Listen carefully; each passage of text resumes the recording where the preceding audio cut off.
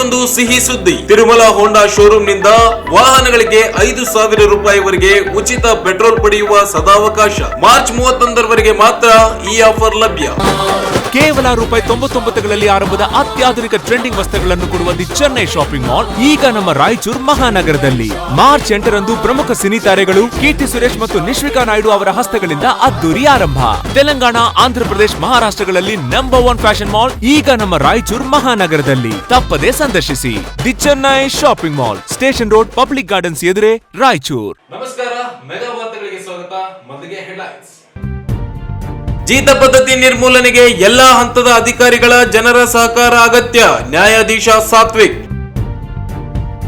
ಜವಳಗೇರಾದ ಹೆಚ್ಚುವರಿ ಭೂಮಿ ಹಂಚಿಕೆ ಮಾಡದ ಭೂ ನ್ಯಾಯ ಮಂಡಳಿ. 40 ವರ್ಷದಿಂದ ಪ್ರಕರಣ ವಿಚಾರಣೆ ಬಾಕಿ. ಶೀಘ್ರದಲ್ಲಿ ಸಿಎಂ ಬಳಿ ನಿಯೋಗ. ಆರ್ ಮಾನಸಯ್ಯ. ಕಾಡು ಕುರುಬ ಎಂದು ಸುಳ್ಳು ಜಾತಿ ಪ್ರಮಾಣ ಪತ್ರ ರದ್ದುಗೊಳಿಸಿದ ಸಹಾಯಕ ಆಯುಕ್ತರು. ರಘುವೀರ್ ನಾಯಕ್.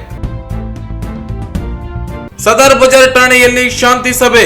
ಯುಗಾದಿ, ರಂಜಾನ್ ಸೌಹಾರ್ದ ಆಚರಣೆಗೆ ಸಹಕರಿಸಲು ಎಎಸ್ಪಿ ಹರೀಶ್ ಮನವಿ. ವಾರ್ಡ್ ನಂಬರ್ 2ರಲ್ಲಿ ಗಾರ್ಡನ್ ಕಾಂಪೌಂಡ್ ನಿರ್ಮಾಣ ಕಾಮಗಾರಿಗೆ ಸದಸ್ಯ ಜಯಣ್ಣ ಚಾಲನೆ. ಹಟ್ಟಿ ಚಿನ್ನದ ಗಣಿಯಲ್ಲಿ ಮಣ್ಣು ಕುಸಿತ, ಕಾರ್ಮಿಕನಿಗೆ ಗಂಭೀರ ಗಾಯ. ಈಗ ವಾರ್ತೆಗಳ ವಿವರ. ಜೀತ ಪದ್ಧತಿಯು ದೊಡ್ಡ ಅಪರಾಧವಾಗಿದ್ದು, ಈ ಪದ್ಧತಿಯನ್ನು ನಿರ್ಮೂಲನೆ ಮಾಡಲು ಪ್ರತಿಯೊಬ್ಬರ ಸಹಕಾರ ಅಗತ್ಯವಾಗಿರುತ್ತದೆ ಎಂದು ಹಿರಿಯ ಶ್ರೇಣಿ ದಿವಾಣಿ ನ್ಯಾಯಾಧೀಶ ಹಾಗೂ ಜಿಲ್ಲಾ ಕಾನೂನು ಸೇವೆಗಳ ಪ್ರಾಧಿಕಾರದ ಸದಸ್ಯ ಕಾರ್ಯದರ್ಶಿ ಎಚ್ಎ ಸಾತ್ವಿಕ್ ಹೇಳಿದರು. ಅವರಿಂದು ನಗರದ ಜಿಲ್ಲಾಡಳಿತ ಭವನದಲ್ಲಿ ಜಿಲ್ಲಾ ಕಾನೂನು ಸೇವೆಗಳ ಪ್ರಾಧಿಕಾರ, ಜಿಲ್ಲಾಡಳಿತ, ಜಿಲ್ಲಾ ಪಂಚಾಯತ್, ಜಿಲ್ಲಾ ಪೊಲೀಸ್ ಇಲಾಖೆ ಹಾಗೂ ಜಿಲ್ಲಾ ಕಾರ್ಮಿಕ ಇಲಾಖೆಯಿಂದ ಜೀತ ಪದ್ಧತಿ ನಿರ್ಮೂಲನಾ ದಿನಾಚರಣೆ ಅಂಗವಾಗಿ ಹಮ್ಮಿಕೊಂಡಿದ್ದ ಜಿಲ್ಲಾ ಮಟ್ಟದ ಕಾರ್ಯಾಗಾರವನ್ನ ಉದ್ಘಾಟಿಸಿ ಮಾತನಾಡಿದರು. ಹಿಂದೆ ಜೀತ ಪದ್ಧತಿಯನ್ನ ಹೆಚ್ಚಾಗಿ ಆಚರಿಸಲಾಗುತ್ತಿತ್ತು. ಆದರೆ ಜೀತ ಪದ್ಧತಿ ನಿರ್ಮೂಲನಾ ಕಾಯ್ದೆ ಜಾರಿಯಾದಾಗಿನಿಂದ ಜೀತ ಪದ್ಧತಿ ಆಚರಣೆ ಕಡಿಮೆಯಾಗಿದ್ದು, ಜಿಲ್ಲಾ ಮಟ್ಟದ ಅಧಿಕಾರಿಗಳು ಕೆಳ ಹಂತದಲ್ಲಿ ಪರಿಶೀಲನೆ ಮಾಡಿ ಜೀತ ಪದ್ಧತಿ ಕಾಣಿಸಿಕೊಂಡಲ್ಲಿ ಜೀತಕ್ಕೆ ಇಟ್ಟುಕೊಂಡ ವ್ಯಕ್ತಿಯ ಬಗ್ಗೆ ಮಾಹಿತಿಯನ್ನು ನೀಡಿದ್ದಲ್ಲಿ ಅಂತವರಿಗೆ ಶಿಕ್ಷೆ ನೀಡಬಹುದಾಗಿದೆ. ಇದರಿಂದ ಮುಂದೆ ಜನರು ಜಾಗೃತರಾಗುತ್ತಾರೆ ಎಂದು ಹೇಳಿದರು. ಜೀತ ಪದ್ಧತಿಯ ಬಗ್ಗೆ ಕಾರ್ಯಾಗಾರದಲ್ಲಿ ನೀಡಲಾಗುವ ಮಾಹಿತಿಗಳನ್ನು ಮತ್ತು ಜೀತ ಪದ್ಧತಿಯನ್ನು ನಿರ್ಮೂಲನೆ ಮಾಡಲು ಬೇಕಾದ ಅಗತ್ಯ ಕ್ರಮಗಳ ಬಗ್ಗೆ ತಿಳಿದುಕೊಂಡು ಕಾರ್ಯಾಗಾರದ ಸದುಪಯೋಗ ಪಡೆದುಕೊಂಡು ಜೀತ ಪದ್ಧತಿಯನ್ನ ನಿರ್ಮೂಲನೆ ಮಾಡಲು ಮುಂದಾಗಬೇಕು ಎಂದು ತಿಳಿಸಿದರು. ಜಮೀನ್ದಾರಿ ಸಿಸ್ಟಮ್ ಏನು ಅಂದ್ರೆ ನಮ್ಮ ದೇಶದಲ್ಲಿರುವ ಸಾಕಷ್ಟು ಮೋರ್ ದೆನ್ 70% ಜಮೀನು ಸ್ವಲ್ಪ ಜನರ ಪರ್ಟಿಕ್ಯುಲರ್ ಕ್ಲಾಸ್ ಆಫ್ ಪೀಪಲ್ ಅವರ ಕಂಟ್ರೋಲ್ದಲ್ಲಿತ್ತು. ಇದರಿಂದ ಈಗ ಬೇರೆಯವರು ಏನಾದರೂ ಕಂಪಲ್ಸರಿ ಕೆಲಸ ಮಾಡಲಿಕ್ಕೆ ಬೇಕಾಗ್ತಿತ್ತು. ಇದರಿಂದ ಈ ಜಮೀನ್ದಾರಿ ಯಾರ ಕೈಯಲ್ಲಿ ಜಮೀನುಗಳಿತ್ತು ಅವರ ಅಡಿಯಲ್ಲಿ ಕೆಲಸ ಏನು ಮಾಡ್ತಿದ್ರು, ಇದರಿಂದ ಈ ಜೀತ ಪದ್ಧತಿ ಶುರುವಾಯಿತು. ಜೀತ ಪದ್ಧತಿಗೆ ಇನ್ನೊಂದು ಕಾರಣ ಏನ್ ಹೇಳ್ಬೋದು ಅಂದ್ರೆ, ಇದು ಸಾಲ ಕೊಡುವ ವಿಷಯ. ಸಾಲ ಕೊಟ್ಟ ಮೇಲೆ ಆ ಸಾಲ ತೀರಿಸುವವರೆಗೂ ಆ ಒಬ್ಬ ವ್ಯಕ್ತಿ ಸಾಲ ಕೊಟ್ಟವನ ಕೈಯಲ್ಲಿ ಅವರ ಅಧೀನದಲ್ಲಿ ಇರ್ತಿದ್ದ. ಮತ್ತು ಅವಷ್ಟೇ ಅಲ್ಲ, ಸಾಲ ತೀರಿಸಲಿಕ್ಕೆ ಆಗಲಿಲ್ಲ ಅಂದ್ರೆ ಅವನಾಯ್ತು, ಅವ್ರ ಮಕ್ಕಳಾಯ್ತು, ಅವರ ಮುಂದಿನ ಪೀಳಿಗೆಗಳು ಸಹ ಈ ಒಂದು ಜೀತ ಪದ್ಧತಿಯಲ್ಲಿಯೇ ಒಂದು ಕಳೆಯಬೇಕಾದಂತ ಒಂದು ಪ್ರಸಂಗ ಆಯಿತು. ಆ ಸಂಸ್ಥೆಯೊಳಗ ನಮ್ಮ ಭಾರತ ದೇಶ ಕೂಡ ಒಂದು ಭಾಗಿಯಾಗಿದ್ದು, ಅವರ ಒಂದು ಅಗ್ರಿಮೆಂಟ್ ನ ಮೂಲಕ ಭಾರತದಲ್ಲಿಯೂ ಕೂಡ ಈ ಬಾಂಡೆಡ್ ಲೇಬರ್ ಅಬಾಲಿಷನ್ ಆಕ್ಟ್ ಅಂತ ಏನದ ಅದು ಕೂಡ ಜಾರಿಯಲ್ಲಿ ಬಂತು. ಈ ಕಾಯ್ದೆ ಬಗ್ಗೆ ಸಂಪನ್ಮೂಲ ವ್ಯಕ್ತಿಗಳು ವಿಸ್ತಾರವಾಗಿ ಹೇಳ್ತಾರೆ. ಪ್ರಾಸಿಕ್ಯೂಷನ್ ದವರು ಆ ಒಂದು ಕೇಸ್ನ ಬಿಯಾಂಡ್ ರೀಸನೇಬಲ್ ಡೌಟ್ ಒಳಗ ಪ್ರೂವ್ ಮಾಡಬೇಕು. ಎಂಪ್ಲಾಯರ್ ಅಂದ್ರೆ ಯಾರು ಆ ಒಬ್ಬ ವ್ಯಕ್ತಿಯನ್ನು ಜೀತ ಡಿಫಿಕಲ್ಟ್ ಕಷ್ಟ ನೆಗೆಟಿವ್ ಆಗಿ ಪ್ರೂವ್ ಮಾಡೋದನ್ನ ಇಟ್ಕೊಂಡಿಲ್ಲ. ನೆಗೆಟಿವ್ ಆಗಿ ಪ್ರೂವ್ ಮಾಡೋದು ಈ ಜೀತ ಪದ್ಧತಿ ಇಲ್ಲ ಅಂತ ನಾನೇನು ಇವಾಗ ಈ ಕಾಯ್ದೆ ಬಂದಿದ್ರಿಂದ ಜೀತ ಪದ್ಧತಿ ಭಾರತದೊಳಗೆ ಇಲ್ಲ ಅಂತ ಹೇಳಿ ಬರಂಗಿಲ್ಲ. ಜೀತ ಪದ್ಧತಿ ಅದ. ನ್ಯಾಯಾಲಯದಲ್ಲೂ ಕೂಡ ಈ ಜೀತ ಪದ್ಧತಿ ನಿರ್ಮೂಲನಾ ಕಾಯ್ದೆ ಅಡಿ ಕೇಸ್ಗಳು ದಾಖಲಾಗೋದು ಆಲ್ಮೋಸ್ಟ್ ನಿಲ್ಲಾಗ್ಬಿಟ್ಟದ.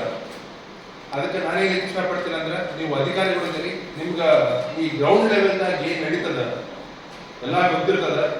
ಈ ಜೀತ ಪದ್ಧತಿ ಏನು ನಿರ್ಮೂಲನಾ ಬರೇ ನಾವು ಕಾಯ್ದೆ ಮಾಡಿದ್ರೆ ನಡೆಯಂಗಿಲ್ಲ. ನಾವು ಎಕ್ಸಿಕ್ಯೂಟಿವ್ ಡಿಪಾರ್ಟ್ಮೆಂಟ್ ಇದ್ದು ನಮ್ಗೆ ಗ್ರೌಂಡ್ ರಿಯಾಲಿಟೀಸ್ ಏನ್ ಗೊತ್ತಿರ್ತದ ಅದನ್ನ ನಾವು ಬಳಕೆ ಮಾಡಿಕೊಂಡು ನ್ಯಾಯಾಲಯಕ್ಕೆ ಇಂಥ ಕೇಸ್ಗಳು ತಗೊಂಡ್ರೆ ಒಂದು 2 ಕೇಸ್ನ ಕನ್ವಿಕ್ಷನ್ ಆಯ್ತಂದ್ರೆ ಜನ ಎಚ್ಚರಿಸಿಕೊಳ್ಳುವ ಒಂದು ಸಂಭವ ಇರ್ತದೆ. ಹಿಂಗೆ ಒಂದು case ಬಂದ್ವ Mukti Morcha versus union of India ಅಂತ ಮಾನ್ಯ ಸರ್ವೋಚ್ಚ ನ್ಯಾಯಾಲಯಕ್ಕೆ ಬಂತು. ಆ ಕೇಸ್ನಲ್ಲಿ ಏನಾಯ್ತಪ್ಪ ಅಂದ್ರೆ ಈ ಹರಿಯಾಣ ಒಳಗ ಒಬ್ಬ ಶರ್ಮಾ ಅನ್ನುವ ವ್ಯಕ್ತಿ ಇವರು ಸ್ವಲ್ಪ ವ್ಯಕ್ತಿಗಳನ್ನ ತಮ್ಮ ಜೀತ ಪದ್ಧತಿಗೆ ನೇಮಿಸಿಕೊಂಡಿದ್ದ. ಆದ್ರೆ ಯಾರು ಜೀತ ಪದ್ಧತಿ ಒಳಗೆ ಕೆಲಸ ಮಾಡ್ತಿದ್ರು ಅವರಿಗೆ ನ್ಯಾಯಾಲಯಕ್ಕೆ ಹೋಲಿಕೆನ ಆಗಲಿಲ್ಲ. ಅವಾಗ ಈ ಬಂದ್ವ ಮುಕ್ತಿ ಮೋರ್ಚಾ ಅಂತ ಏನೋ ಒಂದು ಆರ್ಗನೈಸೇಷನ್ ಅದ, ಅವರು ಸುಪ್ರೀಂ ಕೋರ್ಟ್ ಒಳಗೆ ಒಂದು ಲೆಟರ್ ಬರೆದ್ರು. ರಿಟ್ ಪಿಟಿಷನ್ ಆಗ್ಲಿಲ್ಲ. ಯೂಶುವಲಿ ಏನಾಗ್ತದೆ ಅಂದ್ರೆ ಅವ್ರಿಗೆ ಮಾಹಿತಿ ಅದ, ಅವ್ರ ಹೇಳುವಂತ ಒಂದು ಈ ಬಾಡಿ ಟೇಬಲ್ ಆಕ್ಟ್ ಬಗ್ಗೆ ಏನ್ ಹೇಳ್ತಾರೆ ಅದನ್ನ ನೀವು ತಿಳ್ಕೊಂಡು ಉಳಿದವ್ರಿಗೆಲ್ಲ ಒಂದು ತಿಳಿಸಿ ಈ ಒಂದು ಕಾರ್ಯಕ್ರಮನ ಸದುಪಯೋಗ ಪಡಿಸಬೇಕಂತ ಹೇಳ್ತಾ ಅವಕಾಶ ಮಾಡಿಕೊಟ್ಟು ಎಲ್ಲರಿಗೂ ಧನ್ಯವಾದಗಳನ್ನು ಸಲ್ಲಿಸುತ್ತೇನೆ. ಈ ಕಾರ್ಯಕ್ರಮದಲ್ಲಿ ಮುಖ್ಯ ಅತಿಥಿಗಳಾಗಿ ಪಾಲ್ಗೊಂಡಿರ್ತಕ್ಕಂಥ ಶ್ರೀ ಶಾಂತವೀರೇಶ್ ಡಿವೈಎಸ್ಪಿ ರಾಯಚೂರು ಮಾತನಾಡಲು ಪ್ರಾರಂಭಿಸಿದರು.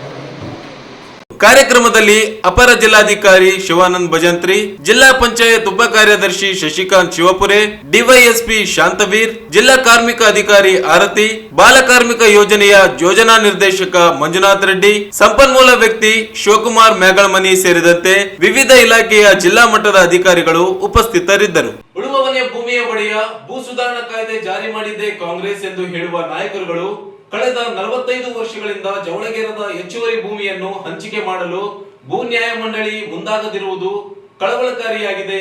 ಕೂಡಲೇ ಕ್ರಮಕ್ಕೆ ಮತ್ತೊಮ್ಮೆ ಹೋರಾಟದೊಂದಿಗೆ ಸಿಎಂ ಬಳಿ ನಿಯೋಗ ತೆರಳಲು ನಿರ್ಧರಿಸಲಾಗಿದೆ ಎಂದು CPIML red star polity bureau ಸದಸ್ಯ ಆರ್ ಮಾನಸಯ್ಯ ಹೇಳಿದರು.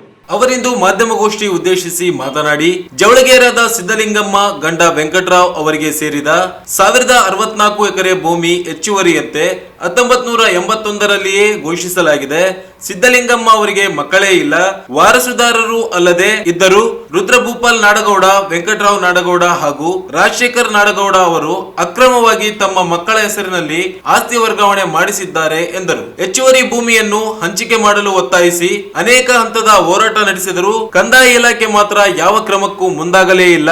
1981ರಲ್ಲಿ ಸಿದ್ದಲಿಂಗಮ್ಮನ ವಾರಸುದಾರರೆಂದು ಹೇಳಿಕೊಂಡವರು ಉಚ್ಚ ನ್ಯಾಯಾಲಯ ಮೊರೆ ಹೋಗಿದ್ದರು. ಇಡೀ ಪ್ರಕರಣವನ್ನು ಮರು ವಿಚಾರಣೆ ನಡೆಸುವಂತೆ ಹೈಕೋರ್ಟ್ ಆದೇಶಿಸಿದೆ. ಆದರೆ 1981ರಿಂದ 2025ರವರೆಗೆ 44 ವರ್ಷಗಳು ಕಳೆದರೂ ಭೂ ನ್ಯಾಯ ಮಂಡಳಿ ಪ್ರಕರಣದ ವಿಚಾರಣೆ ನಡೆಸದೇ ಇರುವುದು ಸೂಜಿಗದೊಂದಿಗೆ ವಿಚಿತ್ರವಾದ ಪ್ರಕರಣವಾಗಿದೆ ಎಂದರು. ಅನೇಕ ದಿನಗಳಿಂದ ಭೂ ನ್ಯಾಯ ಮಂಡಳಿಯೇ ರಚಿಸಿರಲಿಲ್ಲ. ಈ ಬಗ್ಗೆ ಸಿಂಧನೂರಿಗೆ ಆಗಮಿಸಿದ್ದ ಮುಖ್ಯಮಂತ್ರಿಗಳೊಂದಿಗೆ ದೂರು ನೀಡಲಾಗಿತ್ತು. ಭೂ ನ್ಯಾಯ ಮಂಡಳಿ ರಚಿಸಿ ಪ್ರಕರಣದ ಕುರಿತು ಕ್ರಮ ಕೈಗೊಳ್ಳುವುದಾಗಿ ಹೇಳಿದ್ದರು. ಭೂ ನ್ಯಾಯ ಮಂಡಳಿ ರಚನೆಯಾಗಿ 4 ಸಭೆಗಳಾಗಿವೆ. ಜವಳಗೇರದ ಪ್ರಕರಣ ಮಾತ್ರ ಕೈಗೆತ್ತಿಕೊಂಡಿಲ್ಲ. ಸಿಂಧನೂರು ಶಾಸಕ ಹಂಪನಗೌಡ ಬಾದರ್ಲಿ ಅವರಿಗೂ ಈ ಕುರಿತು ಮನವಿ ನೀಡಲಾಗಿದೆ. ಈ ಬಗ್ಗೆ ಕಾಂಗ್ರೆಸ್ ಸರ್ಕಾರ ಭೂ ಸುಧಾರಣೆ ತಂದಿರುವುದಾಗಿಯೂ ಹಾಗೂ ದೇವರಾಜ ಅರಸು ಅವರ ಉಳುವವನೇ ಭೂಮಿಯ ಒಡೆಯ ಎಂಬ ನೀತಿಯನ್ನು ಜಾರಿಗೊಳಿಸುವುದಾಗಿ ಹೇಳುತ್ತಿದೆ. ಆದರೆ ಹೆಚ್ಚುವರಿ ಭೂಮಿ ಹಂಚಲು ಮಾತ್ರ ಸಿದ್ಧರಿಲ್ಲ. ಏಪ್ರಿಲ್ ಮೊದಲ ವಾರದಲ್ಲಿ ಸಿಎಂ ಬಳಿಗೆ ನಿಯೋಗ ತೆರಳಿ ಮನವಿ ನೀಡಲಾಗುತ್ತದೆ.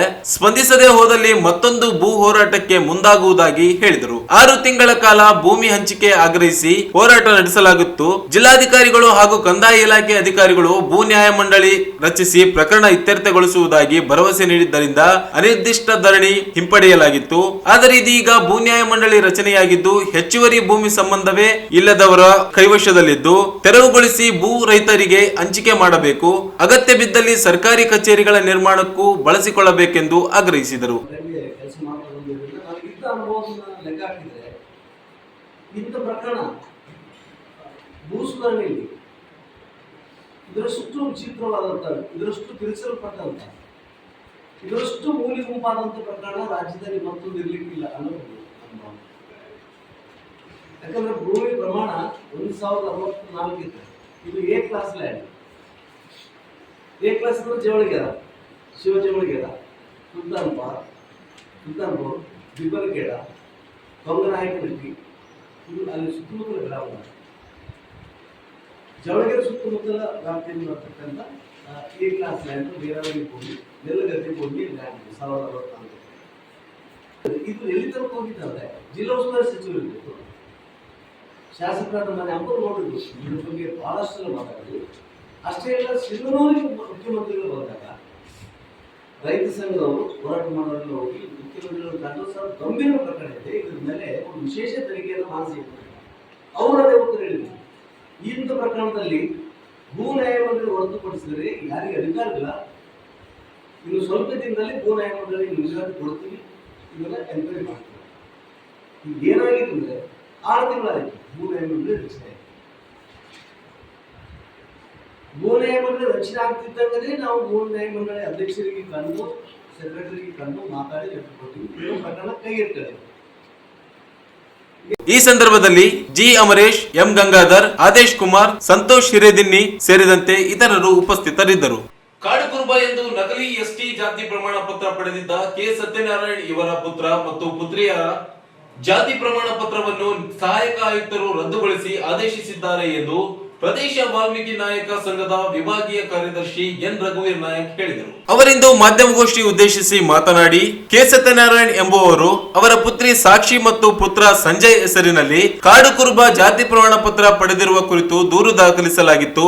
ಉಪವಿಭಾಗಾಧಿಕಾರಿಗಳು ಪ್ರಕರಣ ವಿಚಾರಣೆ ನಡೆಸಿ ಜಾತಿ ಪ್ರಮಾಣ ಪತ್ರಗಳನ್ನ ರದ್ದುಗೊಳಿಸಿದ್ದಾರೆ ಎಂದು ತಿಳಿಸಿದರು. ತಂದೆಯ ಜಾತಿಯೇ ಮಕ್ಕಳಿಗೆ ಅನ್ವಯವಾಗುತ್ತದೆ ಎಂಬ ಷರತ್ತಿನ ಮೇಲೆ ನೀಡಲಾಗಿದ್ದ ಜಾತಿ ಪ್ರಮಾಣ ಪತ್ರಗಳನ್ನು ರದ್ದುಗೊಳಿಸಲಾಗಿದೆ. ಸತ್ಯನಾರಾಯಣ್ ಇವರ ಪತ್ನಿ ಡಾಕ್ಟರ್ ಕೆ ಅನಿತಾ ಕಾಡುಕುರುಬ ಜಾತಿ ಪ್ರಮಾಣ ಪತ್ರ ಪಡೆದಿದ್ದು ಜಾತಿ ಪರಿಶೀಲನೆಗೆ ನಾಗರಿಕ ಹಕ್ಕು ಜಾರಿ ನಿರ್ದೇಶನಾಲಯಕ್ಕೆ ದೂರು ನೀಡುವುದಾಗಿ ಹೇಳಿದರು. ಕಂದಾಯ ಇಲಾಖೆ ಅಧಿಕಾರಿಗಳು ಒತ್ತಡಕ್ಕೆ ಮಣಿದು ಎಸ್ಟಿ ಜಾತಿ ಪ್ರಮಾಣ ಪತ್ರ ನೀಡಿದ್ದು ಕ್ರಮಕ್ಕೂ ದೂರು ನೀಡುವುದಾಗಿ ಹೇಳಿದರು. ಈಗಾಗಲೇ ಮಾನ್ವಿ, ವಡವಾಟಿ ಸೇರಿದಂತೆ ನಕಲಿ ಜಾತಿ ಪ್ರಮಾಣ ಪತ್ರಗಳನ್ನು ರದ್ದುಗೊಳಿಸಲಾಗಿದೆ.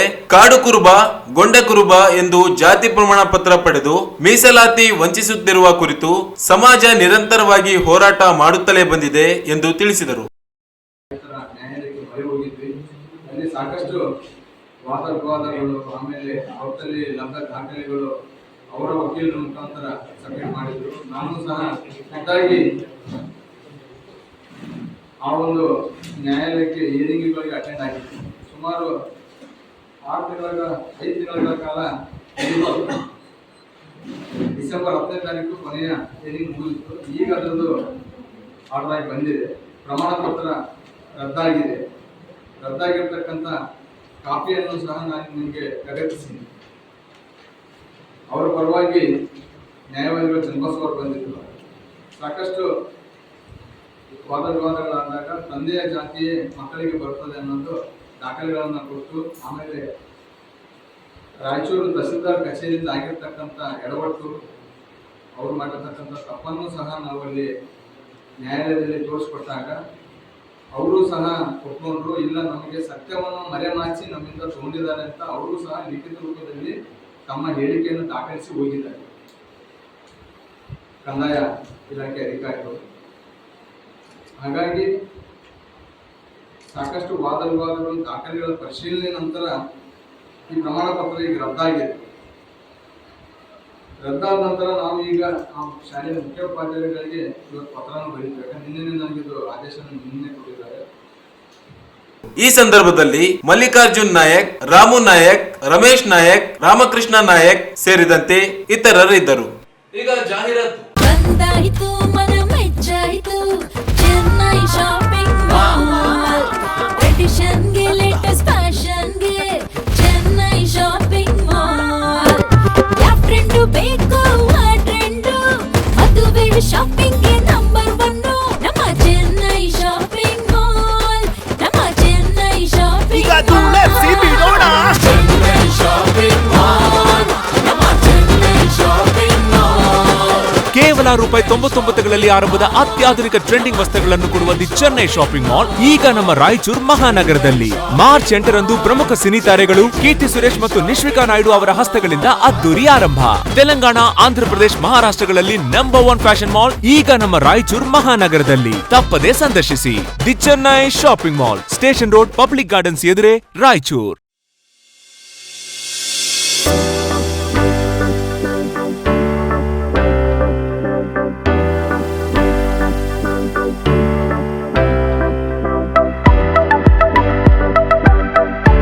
ಗ್ರಾಹಕ ಗ್ರಾಹಕರಿಗೊಂದು ಸಿಹಿ ಸುದ್ದಿ. ತಿರುಮಲ ಹೋಂಡಾ ಶೋರೂಮ್ ನಿಂದ ವಾಹನಗಳಿಗೆ 5,000 ರೂಪಾಯಿವರೆಗೆ ಉಚಿತ ಪೆಟ್ರೋಲ್ ಪಡೆಯುವ ಸದಾವಕಾಶ. ಮಾರ್ಚ್ 31ರವರೆಗೆ ಮಾತ್ರ ಈ ಆಫರ್ ಲಭ್ಯ. ಬನ್ನಿ ಹಿಂದೆ ಶೋರೂಮ್ಗೆ ಭೇಟಿ ನೀಡಿ ಆಫರ್ ಪಡೆಯಿರಿ. ಉಚಿತ ಹೆಲ್ಮೆಟ್ ಪಡೆಯುವ ಸದಾವಕಾಶವನ್ನು ನಿಮ್ಮದಾಗಿಸಿಕೊಳ್ಳಿ. ಇದಲ್ಲದೆ ಮಾರ್ಚ್ 31ರವರೆಗೆ ಸ್ಕೂಟರ್ ಮತ್ತು ಮೋಟಾರ್ ಸೈಕಲ್ಗಳ ಮೇಲೆ 5,100ರಿಂದ 15,000ರವರೆಗೆ ಸ್ಪೆಷಲ್ ಡಿಸ್ಕೌಂಟ್ ಕೂಡ ಪಡೆಯುವ ಅವಕಾಶ ನಿಮ್ಮದಾಗಿಸಿಕೊಳ್ಳಿ. ಈ ಆಫರ್ಗಳು ರಾಯಚೂರು ಸೇರಿ ಮಾನ್ವಿ, ದೇವದುರ್ಗ, ಸಿರವಾರ, ಗಬ್ಬೂರು ಹಾಗೂ ಬೋತ್ನಾ ಶೋರೂಮ್ಗಳಲ್ಲಿಯೂ ಲಭ್ಯ. ಹೆಚ್ಚಿನ ಮಾಹಿತಿಗಾಗಿ ಸಂಪರ್ಕಿಸಿ ತಿರುಮಲ ಹೋಂಡಾ, ಗೋಶಾಲ ರಸ್ತೆ, ರಾಯಚೂರು. ಮೊಬೈಲ್ ಸಂಖ್ಯೆ 9448385032.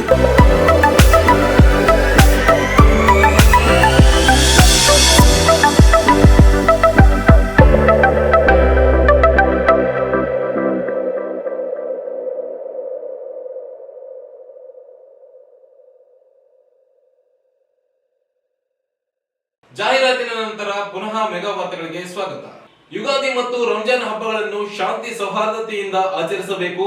ಯಾವುದೇ ಅಹಿತಕರ ಘಟನೆ ಕಂಡು ಬಂದಲ್ಲಿ ಸೂಕ್ತ ಕಾನೂನು ಕ್ರಮ ಕೈಗೊಳ್ಳಲಾಗುವುದು ಎಂದು ಹೆಚ್ಚುವರಿ ಜಿಲ್ಲಾ ಪೊಲೀಸ್ ಅಧೀಕ್ಷಕ ಜಿ ಹರೀಶ್ ಹೇಳಿದರು. ನಗರದ ಸದರ್ ಬಜಾರ್ ಪೊಲೀಸ್ ಠಾಣೆಯಲ್ಲಿ ಯುಗಾದಿ ಮತ್ತು ರಂಜಾನ್ ಹಬ್ಬದ ನಿಮಿತ್ತ ಹಮ್ಮಿಕೊಂಡಿದ್ದ ಸರ್ವಧರ್ಮೀಯರ ಶಾಂತಿ ಸಭೆಯ ಅಧ್ಯಕ್ಷತೆ ವಹಿಸಿ ಮಾತನಾಡಿದರು. ಯುಗಾದಿ ಮತ್ತು ರಂಜಾನ್ ಹಬ್ಬಗಳು ದೇಶದ ದೊಡ್ಡ ಹಾಗೂ ಮಹತ್ವದ ಹಬ್ಬಗಳಾಗಿವೆ. ಹಿಂದೂ ಮತ್ತು ಮುಸ್ಲಿಂ ಸಮುದಾಯದವರು ಈ ಎರಡು ಹಬ್ಬಗಳು ದೊಡ್ಡ ಪ್ರಮಾಣದಲ್ಲಿ ಆಚರಣೆ ಮಾಡುತ್ತಾರೆ.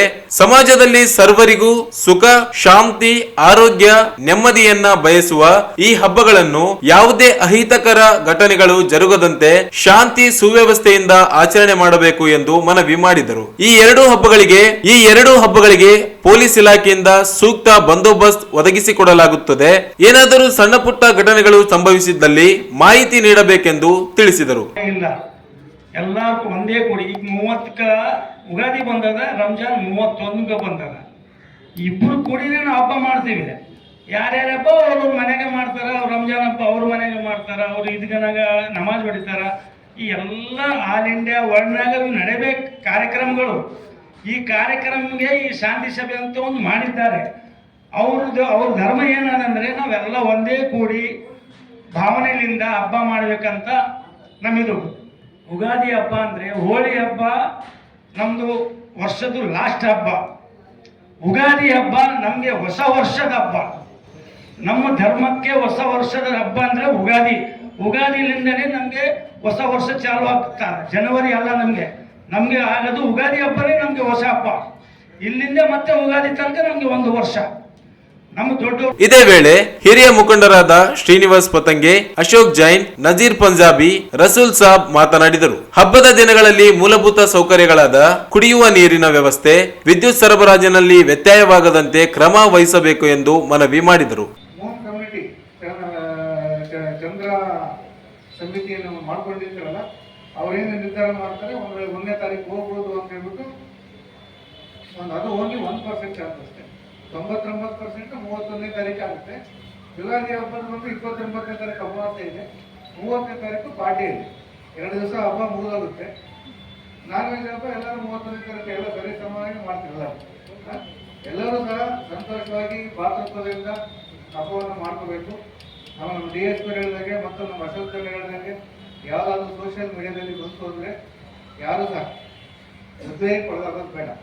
ಪ್ರತಿಯೊಂದು ಸಹ ತಪ್ಪು ಸಹ ನಮ್ಮ ಸಂವಿಧಾನದಲ್ಲಿ ಅಂಬೇಡ್ಕರ್ ಬಂದಿರತಕ್ಕಂಥ ಒಂದು ಸಂವಿಧಾನದಲ್ಲಿ ಮತ್ತು ನಮ್ಮ ಕೇಂದ್ರ ಸರ್ಕಾರ ಮತ್ತು ರಾಜ್ಯ ಸರ್ಕಾರ ಜಾರಿ ತಂದಿರತಕ್ಕಂತಹ ಎಲ್ಲ ಕಾನೂನಿನಲ್ಲಿ ಯಾವ ಒಂದು ಸಮಾಜದಲ್ಲಿ ತಪ್ಪು ಅಂತ ಹೇಳ್ಬಿಟ್ಟು ನಾವು ನಿರ್ಧಾರ ಮಾಡಿದ್ವು, ಆ ತಪ್ಪಿಗೆ ಒಂದು ಶಿಕ್ಷೆ ಇರುತ್ತೆ, ಅದಕ್ಕೊಂದು ಕಾನೂನು ಇರುತ್ತೆ, ಅದಕ್ಕೊಂದು ಕಾನೂನನ್ನು ಜಾರಿ ಮಾಡಲಿಕ್ಕೆ ಒಂದು ಕ್ರಮ ಇರುತ್ತೆ. ಆ ಕ್ರಮವನ್ನು ನಾವು ಪಾಲನೆ ಮಾಡಲಿಕ್ಕೆ ನಾವು ಸದಾ ಸಿದ್ಧರಿದ್ದೀವಿ. ಈ ಸಂದರ್ಭದಲ್ಲಿ ವೆಸ್ಟ್ ಸಿಪಿಐ ನಾಗರಾಜ್ ಮೇಕಾ, PSIಗಳಾದ ಮಂಜುನಾಥ್, ಚಂದ್ರಪ್ಪ, ಅಮಿತಾ, ನರಸಮ್ಮ ಸೇರಿದಂತೆ ಅನೇಕರು ಇದ್ದರು. सुबह 4 बजे खाना छोड़ देते हैं, शाम के 6:50 को फिर खाते हैं. और सिर्फ खाना ही नहीं छोड़ते, हमारे पास इस्लाम में ये कहा गया है और औरत से सोहबत छोड़ना, ये कंपलसरी है बहुत में. ज़रा याद रखिए 3 बातें हैं, उसमें एक बात भी छोड़े तो रोज़ा टूट जाता. एक भी नहीं छोड़ना. रोज़ा खोलने के बाद आप औरत से मिल सकते हैं, खाना खा सकते हैं, पानी पी सकते हैं. तो ये हमारा हिसाब है। ಡಿವೈಎಸ್ಪಿ ಶಾಂತವೀರ ಮಾತನಾಡಿ, ದೇಶವು ಸಂಸ್ಕೃತಿ ಸಂಪ್ರದಾಯಗಳನ್ನು ಆಚರಣೆ ಮಾಡಿಕೊಂಡು ಬರುತ್ತಿದ್ದು, ಪ್ರತಿಯೊಬ್ಬರು ಯಾವುದೇ ಹಬ್ಬಗಳನ್ನು ತಮ್ಮ ಸಂಪ್ರದಾಯದ ಪ್ರಕಾರ ಶಾಂತಿ ಸೌಹಾರ್ದತೆಯೊಂದಿಗೆ ಆಚರಿಸಿ ಮತ್ತೊಬ್ಬರಿಗೆ ಮಾದರಿಯಾಗಬೇಕಾಗಿದೆ ಎಂದು ಹೇಳಿದರು. ನಗರದ ವಾರ್ಡ್ ನಂಬರ್ 2ರ ದಾತಾರ್ ನಗರದ ಗಾರ್ಡನ್ ಕಾಂಪೌಂಡ್ ಕಾಮಗಾರಿಗೆ ಮಹಾನಗರ ಪಾಲಿಕೆಯ ಸದಸ್ಯ ಜಯಣ್ಣ ಭೂಮಿ ಪೂಜೆ ಮಾಡುವ ಮೂಲಕ ಚಾಲನೆ ನೀಡಿದರು. ಇದೇ ವೇಳೆ ಮಾತನಾಡಿದ ಅವರು, ಬಹುದಿನಗಳ ಬೇಡಿಕೆಯಾಗಿದ್ದ ದಾತಾರ್ ಕಾಲೋನಿಯ ಉದ್ಯಾನವನದಲ್ಲಿ ಕಾಂಪೌಂಡ್ ಹಾಗೂ ಉದ್ಯಾನವನದ ಅಭಿವೃದ್ಧಿಯು ಹಂತ ಹಂತವಾಗಿ ಆರಂಭಿಸಲಾಗುತ್ತದೆ. ಇದೀಗ ಕಾಂಪೌಂಡ್ ನಿರ್ಮಾಣ ಕಾಮಗಾರಿ ಕೈಗೆತ್ತಿಕೊಳ್ಳಲಾಗಿದೆ ಎಂದರು. ವಾರ್ಡ್ ನಂಬರ್ 2ರಲ್ಲಿರುವ 20 ಗಾರ್ಡನ್ಗಳಲ್ಲಿ ಗಿಡ ಮರಗಳನ್ನು ಬೆಳೆಸಿ ಪರಿಸರ ಸಂರಕ್ಷಣೆಗೆ ಪ್ರಯತ್ನ ಮಾಡಲಾಗುತ್ತಿದ್ದು, ಇದಕ್ಕೆ ವಾರ್ಡಿನ ನಾಗರಿಕರು ಸಹಕರಿಸುತ್ತಿರುವುದು ಶ್ಲಾಘನೀಯವಾದ ಸಂಗತಿಯಾಗಿದೆ. ನಿವಾಸಿಗಳು ಇದೇ ರೀತಿ ಸಹಕರಿಸಿದರೆ ವಾರ್ಡ್ ಅಭಿವೃದ್ಧಿಯಾಗಲು ಸಾಧ್ಯವಾಗುತ್ತದೆ ಎಂದು ತಿಳಿಸಿದರು.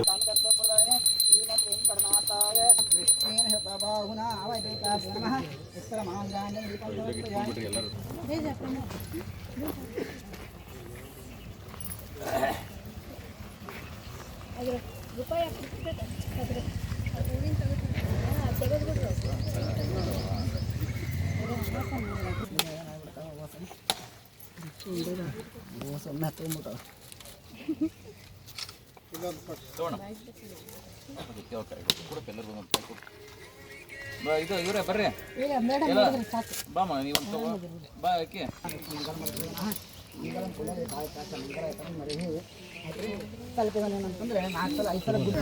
ಎಲ್ಲ ಬಂದು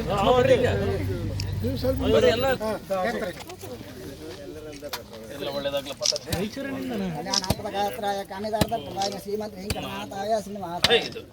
ಅಲ್ಲಿಗೆ ಹೊಡೆದ್ವಪ್ಪ. ಯಾರು ಬಂದಾರೇನ್ರಲ್ಲ ಬಂದಾರ. ಜೈ ಶ್ರೀರಾಮ್, ಜೈ ಶ್ರೀರಾಮ್, ಜೈ ಶ್ರೀರಾಮ್.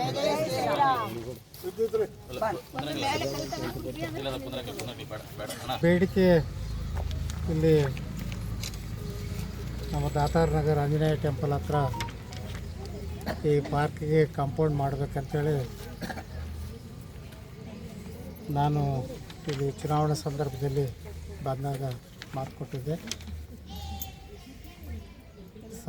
ಸಾಂದರ್ಭಿಕ ಹೆಂಗೆ ಬರ್ತಾವಂದರೆ ನಗರಸಭೆಯಲ್ಲಿ ನಾವೇನು ಅಂದ್ಕೊಂಡಿವಿ ಅದೇ ಲಾಸ್ಟ್ ಆಗ್ತದೆ. ಹಾಗಾಗಿ ಭಾಳ ಕಷ್ಟಪಟ್ಟಿವಿ. ಯಾಕಂದರೆ ಇಲ್ಲಿ 22-23 ಗಾರ್ಡನ್ ಇರೋದ್ರಿಂದ ಸಾಕಷ್ಟು ಗ್ರ್ಯಾಂಟನ್ನು ಸಕಾಲದಲ್ಲಿ ಜೋಡಿಸ್ಲಿಕ್ಕಾಗಿಲ್ಲ. ಇದು ಈಗ SFC ಅಂಟೈಡ್ನಲ್ಲಿ 14,35,000 ರೂಪಾಯಿಗಳನ್ನು 24-25ರಲ್ಲಿ ಮೀಸಲಿರಿಸಿ ಈಗಾಗಲೇ ಕಾರ್ಯಾದೇಶವನ್ನು ನಾವು ನೀಡಿದ್ದೇವೆ. ಇವತ್ತು ಅದರದ ಕಾಮಗಾರಿ ಪೂಜಾ ಕಾರ್ಯಕ್ರಮವನ್ನು ಕೂಡ ನೆರವೇರಿಸಿದ್ದೇವೆ. ಇಲ್ಲೆಲ್ಲ ಜನ ನಮ್ಮ ಡಾಕ್ಟರ್ ನಾಗರಾಜ್ ಬಾಲ್ಕೆಯವರು, ಭೀಮರೆಡ್ಡಿಯವರು, ಕೆಮ್ಮರೆಡ್ಡಿಯವರು, ಹನುಮಂತರಾವ್ ಅವರು, ಕೃಷ್ಣಮೂರ್ತಿ ಅವರು, ಅನೇಕ ನಮ್ಮ ಅಜಯ್, ಅನೇಕರು ನಮ್ಮ ನರೇಂದ್ರ ಮಾಸ್ಟರ್ ಭಾಳ ದಿವಸದಿಂದ ಇವತ್ತೇ ನೋಡಬೇಕು. ಅನೇಕರು ಇವತ್ತು ಬಂದರೆ ಇಲ್ಲಿ ಮಹಿಳಾ ಘಟಕದವರು ಕೂಡ ಸಾಕಷ್ಟು ಒತ್ತಡ ಮಾಡ್ತಿದ್ರು ಇಲ್ಲಿ ಮಾಡಬೇಕಂತೇಳಿ. ಭಾಳ ಸ್ಫೂರ್ತಿಯಾಗಿ ಇಲ್ಲಿ ಧಾರ್ಮಿಕ ಚಟುವಟಿಕೆಗಳು ಕೂಡ ನಡೀತವೆ. ಈ ಸಂದರ್ಭದಲ್ಲಿ ಈ ಕಾಮಗಾರಿ ಅವ್ರಿಗೆ ಇನ್ನೂ ಹೆಚ್ಚು ಸ್ಫೂರ್ತಿ ಕೊಡ್ತದೆ ಅಂತೇಳಿ ನಾನು ಭಾವಿಸ್ಕೊಂಡಿದ್ದೇನೆ. ಈ ಕಾಮಗಾರಿ ನಮ್ಮ ಗುತ್ತೇದಾರರು ಸಕಾಲದಲ್ಲಿ ಮುಗಿಸಲಿ. ಮತ್ತು ಈಗಾಗಲೇ ಕಾರ್ಪೊರೇಷನ್ ಗ್ರಾಂಟಲ್ಲಿ ಕೂಡ ಇಲ್ಲಿ ರಸ್ತೆಗಳನ್ನು ನಾನು ಪ್ರಪೋಸ್ ಮಾಡಿದ್ದೀನಿ. ಮೊನ್ನೆ ನಡೆದಂಥ ಸಭೆಯಲ್ಲಿ ಕೂಡ ಅವು ಸ್ಯಾಂಕ್ಷನ್ ಮಟ್ಟದಲ್ಲಿದೆ. ಅದಕ್ಕೊಂದು ಪ್ರೊಸೆಸ್ ಇದೆ. ಈ ಪೂಜಾ ಕಾರ್ಯಕ್ರಮದಲ್ಲಿ ನಾವೆಲ್ಲರೂ ಕೂಡ ಕ್ರಿಯಾಶೀಲವಾಗಿ ಭಾಗವಹಿಸಿದ್ದೀವಿ. ಬಹಳ ಹಳೆ. ಈ ಸಂದರ್ಭದಲ್ಲಿ ವಾರ್ಡ್ ನಿವಾಸಿಗಳಾದ ಭೀಮನಗೌಡ, ಡಾಕ್ಟರ್ ನಾಗರಾಜ್ ಬಾಲಕಿ, ಡಾಕ್ಟರ್ CN ಕುಲಕರ್ಣಿ, ಆಂಜನೇಯ, ತಿಮ್ಮಾರೆಡ್ಡಿ, ರತ್ನ, ಶಾರದಮ್ಮ, ವಿಜಯಲಕ್ಷ್ಮಿ, ಪಾಲಿಕೆಯ ನರಸಿಂಹಮೂರ್ತಿ ಸೇರಿದಂತೆ ಬಡಾವಣೆಯ ನಾಗರಿಕರು ಭಾಗವಹಿಸಿದ್ದರು. ಭೂಗರ್ಭದಲ್ಲಿ ಕೆಲಸ ಮಾಡುತ್ತಿದ್ದ ವೇಳೆ ಕಾರ್ಮಿಕನ ಮೇಲೆ ಕಲ್ಲು ಬಿದ್ದು ತೀವ್ರ ಗಾಯಗಳಾಗಿರುವ ಘಟನೆ ಲಿಂಗಸೂಗೂರು ತಾಲೂಕಿನ ಹಟ್ಟಿ ಚಿನ್ನದ ಗಣಿಯಲ್ಲಿ ನಡೆದಿದೆ. ಬುಧವಾರ ರಾತ್ರಿ 8 ಗಂಟೆ ಸುಮಾರಿಗೆ 2600 ಅಡಿ ಒಳಭಾಗದ ಭೂಗರ್ಭದಲ್ಲಿ ಕೆಲಸ ಮಾಡುವಾಗ ಈ ಘಟನೆ ಸಂಭವಿಸಿದೆ. ಘಟನೆಯಲ್ಲಿ ಕಾರ್ಮಿಕ ಲಕ್ಷ್ಮಣ್ ಎಂಬುವವರ ಮೇಲೆ ಮಣ್ಣು ಬಿದ್ದಿದ್ದು, ಇದರಿಂದಾಗಿ ತೀವ್ರ ರಕ್ತಸ್ರಾವವಾಗಿ ಪ್ರಜ್ಞೆ ತಪ್ಪಿ ಬಿದ್ದಿದ್ದನ್ನು ಕಂಡು ಸ್ಥಳದಲ್ಲಿದ್ದ ಕಾರ್ಮಿಕರು ಲಕ್ಷ್ಮಣ್ ನನ್ನು ರಕ್ಷಿಸಿದ್ದಾರೆ. ಬಾಗಲಕೋಟೆಯ ಆಸ್ಪತ್ರೆಗೆ ಹೆಚ್ಚಿನ ಚಿಕಿತ್ಸೆಗಾಗಿ ರವಾನಿಸಲಾಗಿದ್ದು, ಘಟನಾ ಸ್ಥಳಕ್ಕೆ ಹಟ್ಟಿ ಚಿನ್ನದ ಗಣಿಯ ಅಧಿಕಾರಿಗಳು ಭೇಟಿ ನೀಡಿ ಪರಿಶೀಲನೆ ನಡೆಸಿ ಮಾಹಿತಿ ಪಡೆದುಕೊಂಡಿದ್ದಾರೆ. ಹಟ್ಟಿ ಚಿನ್ನದ ಗಣಿ ಪೊಲೀಸ್ ಠಾಣೆ ವ್ಯಾಪ್ತಿಯಲ್ಲಿ ಘಟನೆ ಜರುಗಿದೆ.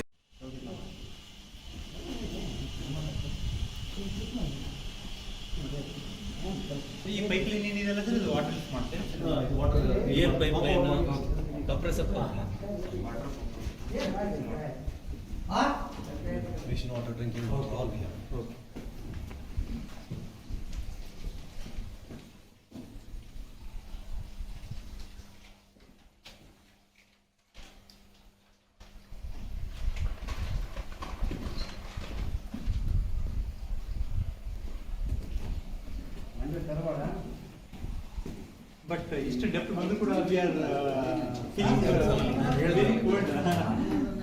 ಆಮೇಲೆ ನಮ್ಮ ವೆಂಟಿಲೇಷನ್ ಸಿಸ್ಟಮ್ಸ್ ಇದು ಸ್ಪ್ಲಿಟ್ ಅಂತ ಹೇಳ್ತೀವಿ. We are not fixed ventilation doors. Okay ಕೊನೆಯಲ್ಲಿ ಮತ್ತೊಮ್ಮೆ ಹೆಡ್ಲೈನ್ಸ್. ಜೀತ ಪದ್ಧತಿ ನಿರ್ಮೂಲನೆಗೆ ಎಲ್ಲಾ ಹಂತದ ಅಧಿಕಾರಿಗಳ ಜನರ ಸಹಕಾರ ಅಗತ್ಯ. ನ್ಯಾಯಾಧೀಶ ಸಾತ್ವಿಕ್. ಜವಳಗೇರಾದ ಹೆಚ್ಚುವರಿ ಭೂಮಿ ಹಂಚಿಕೆ ಮಾಡದ ಭೂ ನ್ಯಾಯ ಮಂಡಳಿ. 40 ವರ್ಷದಿಂದ ಪ್ರಕರಣ ವಿಚಾರಣೆ ಬಾಕಿ. ಶೀಘ್ರದಲ್ಲಿ ಸಿಎಂ ಬಳಿ ನಿಯೋಗ. ಆರ್ ಮಾನಸಯ್ಯ. ಕಾಡು ಕುರುಬ ಎಂದು ಸುಳ್ಳು ಜಾತಿ ಪ್ರಮಾಣ ಪತ್ರ ರದ್ದುಗೊಳಿಸಿದ ಸಹಾಯಕ ಆಯುಕ್ತರು. ರಘುವೀರ್ ನಾಯಕ್. ಸದರ್ ಬಜಾರ್ ಠಾಣೆಯಲ್ಲಿ ಶಾಂತಿ ಸಭೆ. ಯುಗಾದಿ ರಂಜಾನ್ ಸೌಹಾರ್ದ ಆಚರಣೆಗೆ ಸಹಕರಿಸಲು ಎಎಸ್ಪಿ ಹರೀಶ್ ಮನವಿ. ವಾರ್ಡ್ ನಂಬರ್ 2ರಲ್ಲಿ ಗಾರ್ಡನ್ ಕಾಂಪೌಂಡ್ ನಿರ್ಮಾಣ ಕಾಮಗಾರಿಗೆ ಸದಸ್ಯ ಜಯಣ್ಣ ಚಾಲನೆ. ಹಟ್ಟಿ ಚಿನ್ನದ ಗಣಿಯಲ್ಲಿ ಮಣ್ಣು ಕುಸಿತ, ಕಾರ್ಮಿಕನಿಗೆ ಗಂಭೀರ ಗಾಯ. ಇಲ್ಲಿಗೆ ಮೆಗಾ ವಾರ್ತೆಗಳು ಮುಕ್ತಾಯವಾದವು. ಮುಂದಿನ ಮೆಗಾ ವಾರ್ತೆಗಳೊಂದಿಗೆ ಮತ್ತೆ ಭೇಟಿಯಾಗೋಣ. ವಂದನೆಗಳು.